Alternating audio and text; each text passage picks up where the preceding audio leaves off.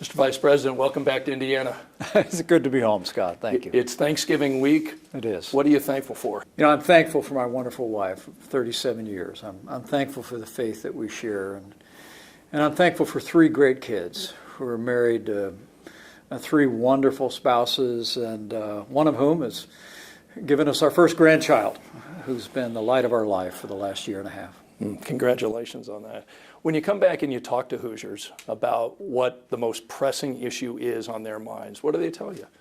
Well, I hear in Indiana, at the grocery store and the gas station, Scott, what I've heard traveling all over the country. I was in some 35 states over the last 2 years. And everywhere I go, people are struggling with high cost of living, inflation at a 40-year high, gasoline prices through the roof, concerns about crime, whether it's in our capital city here in Indianapolis or in major cities around the country, and of course, the worst crisis on our southern border in American history. And I think that the candidates that focused on those issues in our party in the midterm elections did quite well, focused on the future, focused on solutions, but candidly, candidates that were focused on the past did not fare as well. How did the midterms go for you in terms of being a Republican, and how do you feel like things went not only nationally but here in Indiana? Well, I'm very proud of the success here across the state of Indiana, and I'm very proud to see a new Republican majority in the United States House of Representatives. I was there in the Congress representing the Hoosier State the last time we won the majority back from Nancy Pelosi, and I'm looking forward to the day that Nancy Pelosi again hands the gavel to a Republican speaker in Kevin McCarthy. And I think it's an important first step to putting our country back on track to the policies that I was able to help advance as a part of the Trump-Pence administration, policies that left us more prosperous and more secure than any time in my lifetime. As I said, though, I would have liked to have seen our party do better around the country. We had a great candidate up in Northwest Indiana in Jennifer Ruth Green. She's an inspiring woman. I would have loved to have seen her be elected. But as I like to say, Scott, a win is a win. We won a majority in the House of Representatives, but the challenge in the next 2 years is to take our case to the American people as a party, to go out and earn the right to lead in the Senate, in state houses, and ultimately in the White House again. Are you going to run for president in 2024? Well, Scott, I can tell you I'm always humbled to be asked, and we've been asked a lot as we've traveled around the country over the last few years. And Karen and I are going to give it serious consideration. As I was telling you before, my family actually hasn't been together for 3 years. With a son in the Marine Corps, a son-in-law in the Navy, deployments have kept us apart at our holidays. But this year we'll all be together, and we'll take time to do as we've always done through all the years that I recount in my book, So Help Me God, where we made the decision with 3 small children to step up and run for Congress, and made the decision to run for governor of Indiana, and made the decision to join the national ticket. It's something we always try and do as a family, carefully, prayerfully discern what our calling is, but we'll make a decision sometime after the first of the year. But we'll always go where we're called. Okay. If you do run, can you become the nominee, and can you beat former President Donald Trump? Well, I think that would be a decision for Republican primary voters to make, and I must tell you, I have great confidence that Republican primary voters are going to choose the right standard bearer to win back America in 2024. I hold the view, as I write in my book, that I don't think anybody could have beaten Hillary Clinton other than Donald Trump in 2016. As you may remember, I was with another candidate in the Indiana primary in May. And in all fairness, Senator Cruz won all 3 counties that I campaigned with him in, and Donald Trump won the rest. But I saw in that moment the connection that he had made. He was fitted for the times to really take our case to a decades-long Clinton political organization and prevail. But I think we'll have better choices in 2024. We'll discern whether as a family we want to be one of those choices and feel called to that. But at the end of the day, I have great confidence that, as they've done so many times before, the voters here in Indiana and Republican voters across the country will choose wisely We'll choose the right standard bearer, and I believe we'll win back America in 2024. Let's talk about January 6th, bringing you back to that day in history. Obviously, so much happened at the Capitol, these protesters and the riot, and you're in there. You hear the chanting of "Hang Mike Pence." What does that all bring back when you think and see those images about what happened to the U.S. Capitol back then? Well, January 6th was a tragic day, but I'll always believe that by God's grace, I did my duty that day, to uphold my oath to the Constitution. As events were unfolding, that was where I focused, Scott. You see, I put my left hand on the Bible and raised my right hand, and I made a promise to the American people to keep my oath to the Constitution. As the Bible says, keep my oath even when it hurts. And I sought to do it that day. But I must tell you, as we were taken off of the floor of the Senate, as we were moved to a loading dock area below the Senate,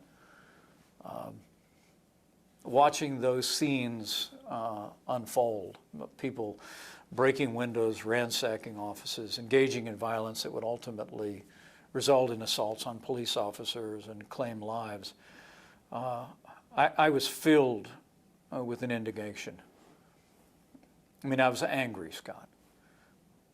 I was caught in the thought as I looked at those scenes that not this, not here, not in America. But in the midst of all of that, I tried to put that anger aside. I tried to put my differences with the president that day aside and work the problem. When a tweet came across shortly after 2 o'clock that the president set out, saying that I lacked courage, it was clear to me he had decided to be a part of the problem. I was determined to be a part of the solution. And in that moment, brought together the Republican and Democrat leadership in a conference call, and we began to focus on how we reconvene the Congress.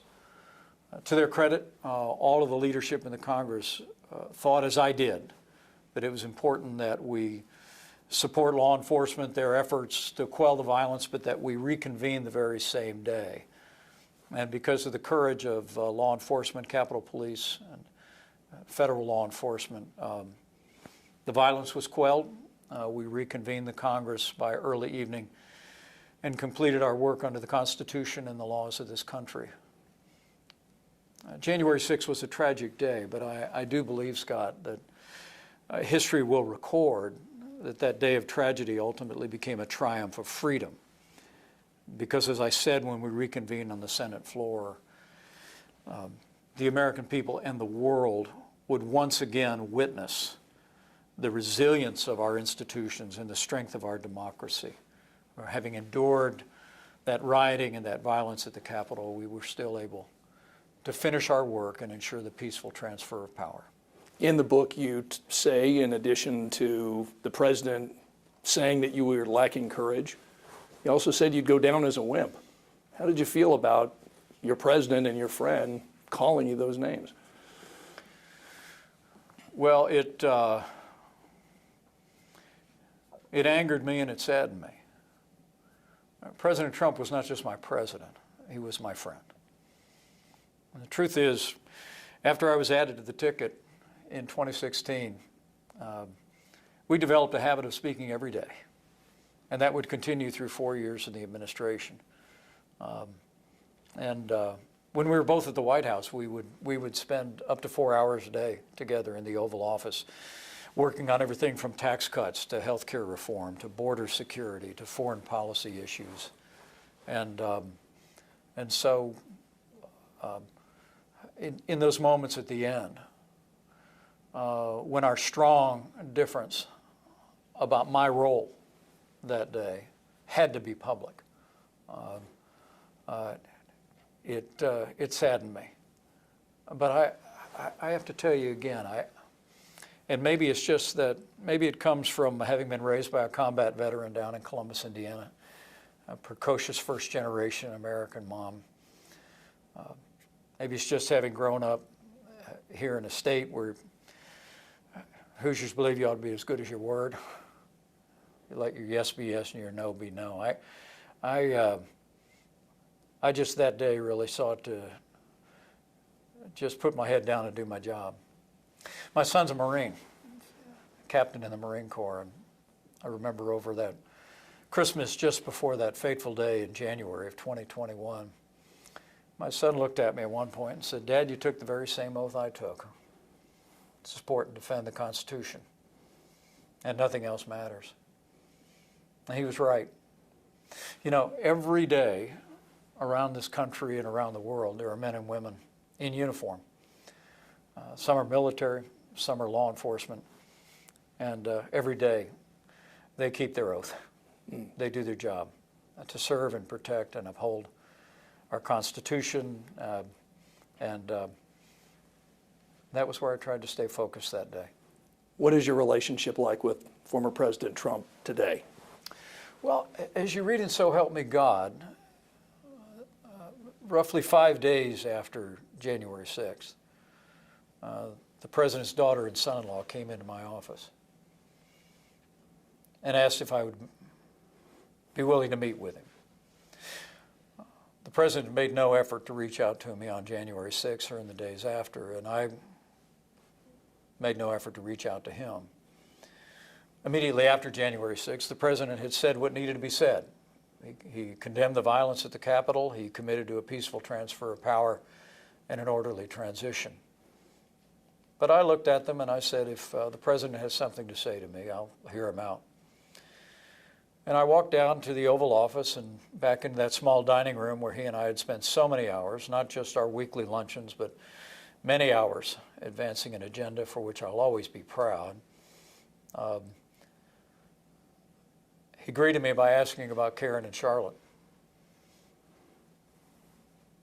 And I told him rather sternly they were fine, that they'd been with me at the Capitol till everything ended at 4 in the morning on January 7th. He then asked me, "Were you scared?" And I said, "No, I was angry." And I alluded to the differences he and I had. And I also said, seeing those people ransacking our Capitol, Mr. President, infuriated me. But then we sat and we talked for some 90 minutes. I was candid with him and straightforward about what I understood to be my duty, and I sensed he was genuinely remorseful in that moment. And as the days that followed at the White House, we would talk again from time to time. And the tensions between us eased to the point where, when we left the White House on January 20th, we parted amicably, Scott.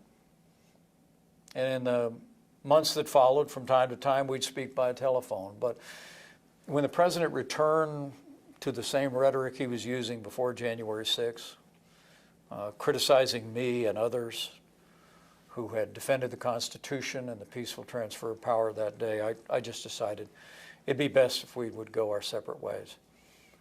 And we have. I mean, I'll always be proud of the record of the Trump-Pence administration. And I'll never stop fighting to advance those common sense conservative principles that are so typical across the Hoosier state. The belief in a strong defense, a belief in a limited government, less taxes, less regulation, and traditional values. But I'll always believe that on that day in January of 2021 that we did our duty. We kept our oath to the American people and to Almighty God. And whatever the future holds for me and for my family, it's my fondest hope that over time more and more Americans will see it just that way.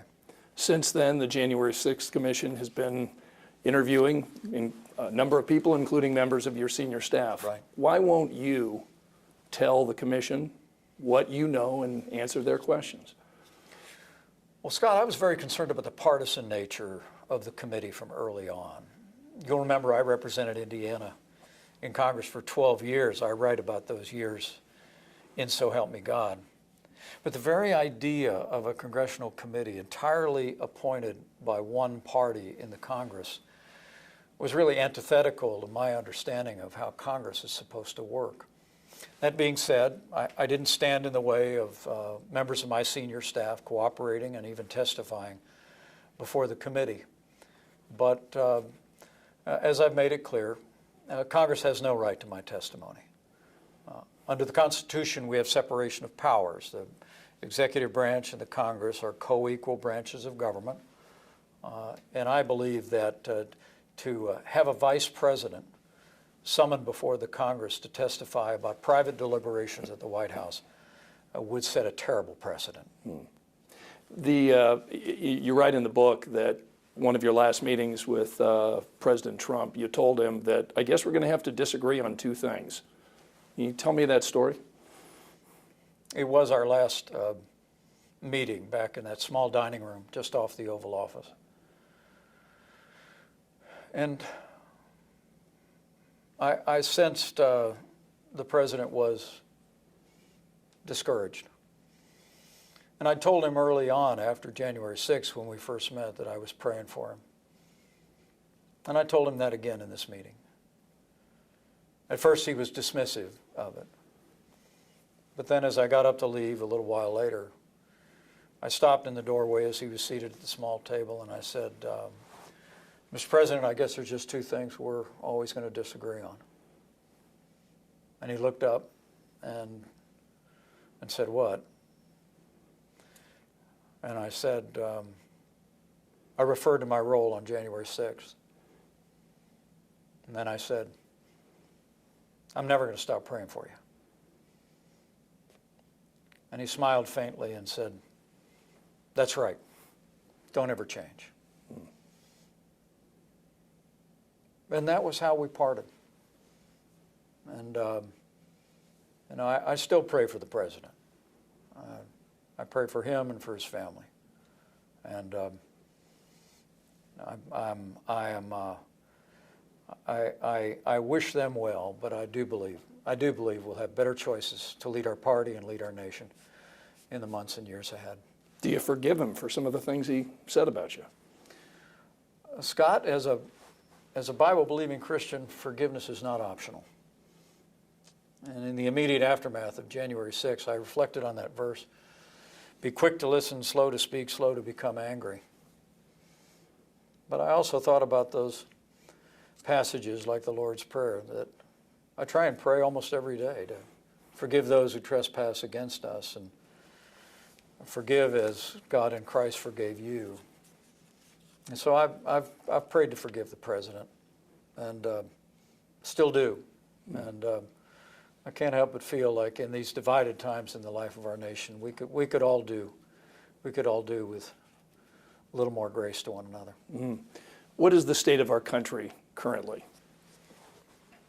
Well, look, we have great challenges, Scott.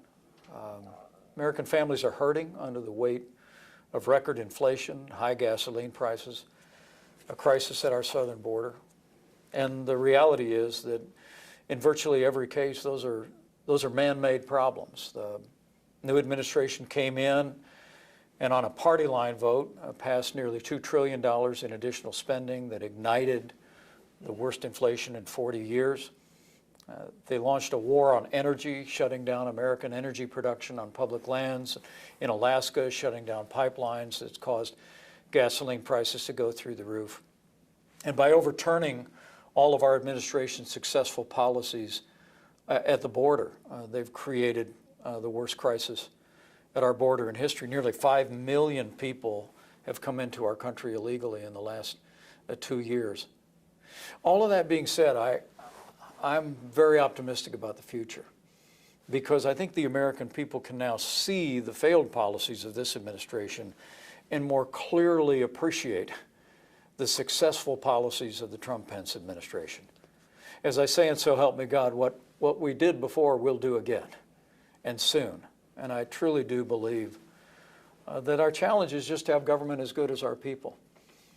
You know, during all my years as a congressman from here in Indiana, as governor, and as Vice President, my opinion of the American people went up, not down. This is a good, generous, principled, strong, courageous people, and I've seen that in good times and in bad, all across the country. And I think the challenge for us now, in a time when our politics is so divided, is to advance leadership that has the same qualities as the American people. You know, sometimes I say that our politics are very divided, but I'm not sure the American people are as divided as our politics.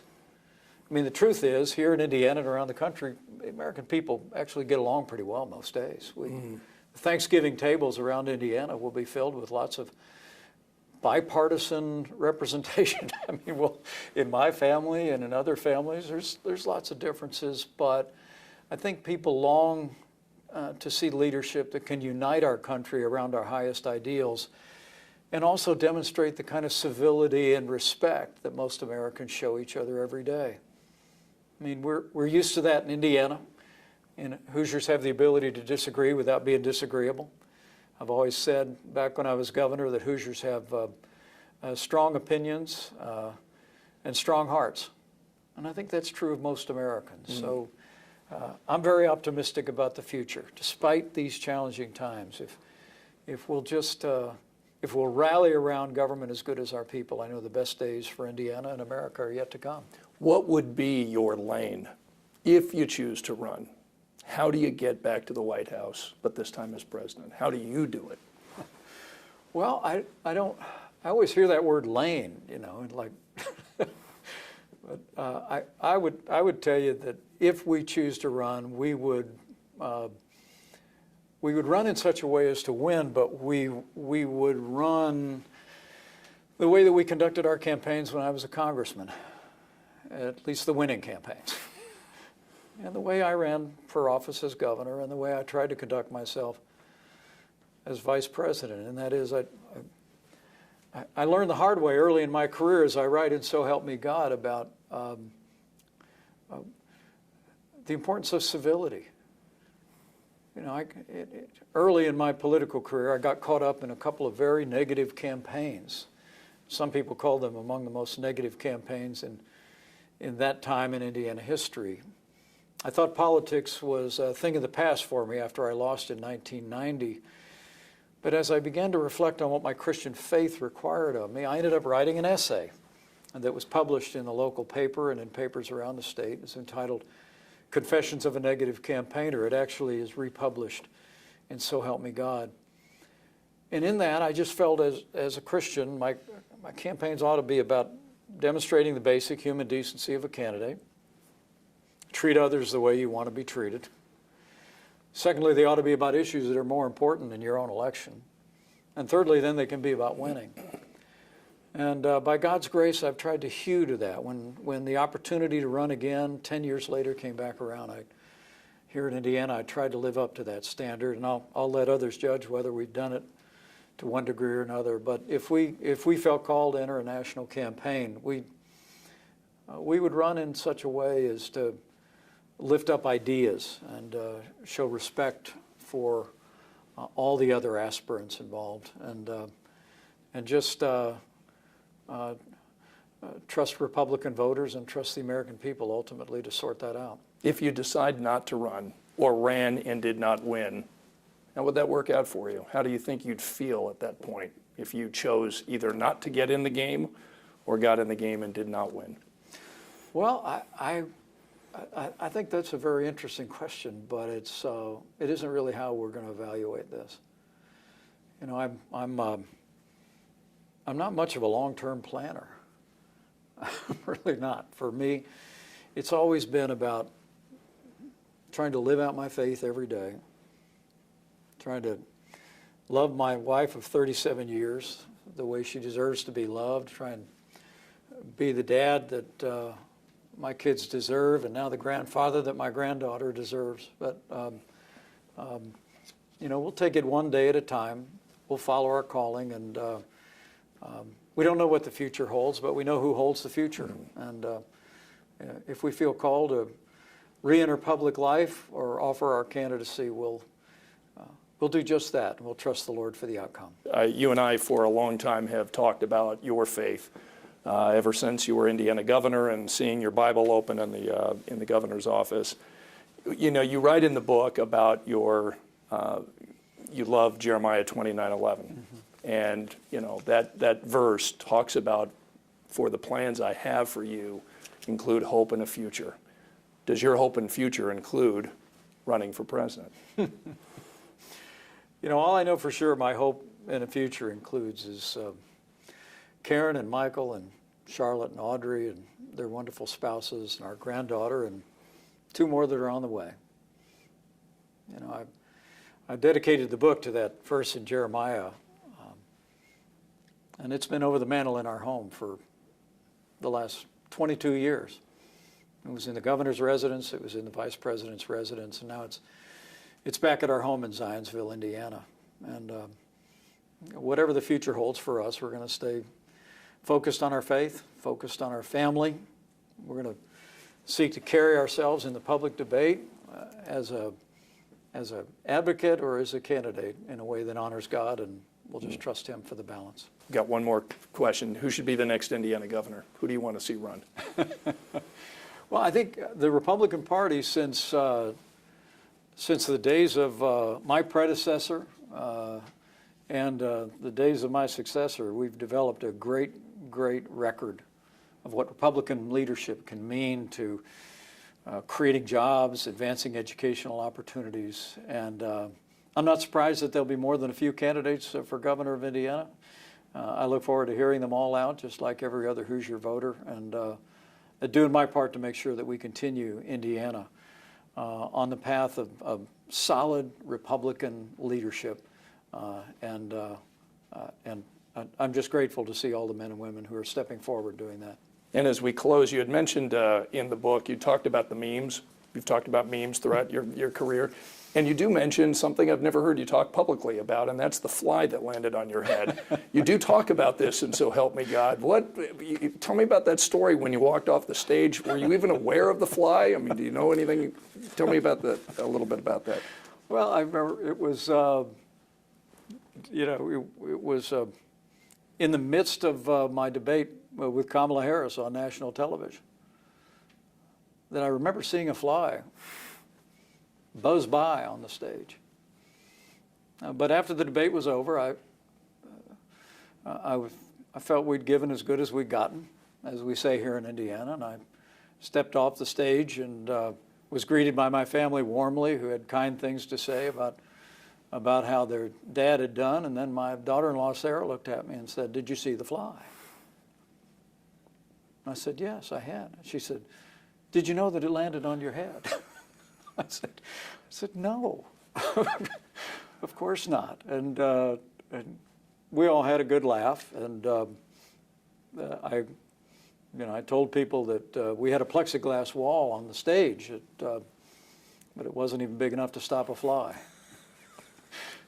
But I did say to my daughter shortly thereafter, I said, when I get to glory and after I thank the Lord for all the blessings in my life, I'm probably going to ask Him, the fly, was that really necessary? Pretty good. Thank you again, Mr. Vice President. It's great to talk to you. Thank you, Scott. Good to see you, always.